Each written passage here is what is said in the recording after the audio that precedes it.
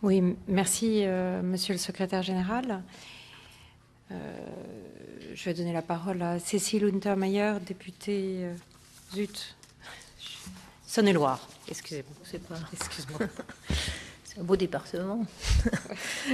Et merci, Monsieur le Secrétaire général, de toutes ces explications tout à fait intéressantes et finalement assez optimistes, parce que nous voyons que nous sommes sur une marche ascendante vers à la fois la simplification et la meilleure qualité législative qui nous importe à nous aussi députés. S'agissant de l'étude d'impact, j'ai bien noté les difficultés finalement que l'on rencontre pour obtenir cette étude d'impact à raison du peu d'intérêt, c'est vrai, porté par les politiques et peut-être aussi par les députés à cette étude d'impact, à l'interface difficile entre le politique et l'administratif, et l'utilité d'une pression extérieure.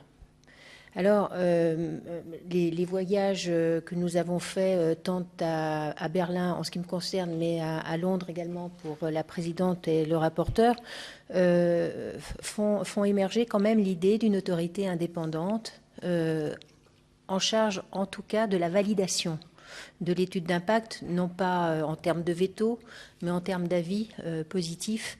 Et plus nous avançons dans cette mission, plus personnellement, j'ai le sentiment que ça peut être une solution tout à fait intéressante, parce que le mieux-être de la loi et donc la meilleure application sur le territoire viendra de ce qu'on aura mesuré l'étude d'impact. Donc moi j'aimerais savoir ce que vous pensez de cette orientation possible d'un dispositif peut-être rattaché au Premier ministre, mais ou alors voire même indépendant, tel que le bureau du NKR, par exemple, à Berlin.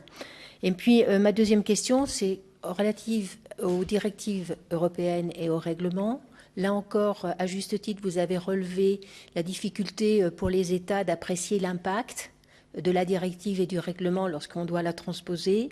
Est-ce que vous avez des préconisations à faire pour que nous puissions, nous, les États, entrer beaucoup plus dans l'étude d'impact au niveau européen de cette directive et anticiper les effets de cette directive avant même de s'y pencher au niveau national. Je vous remercie.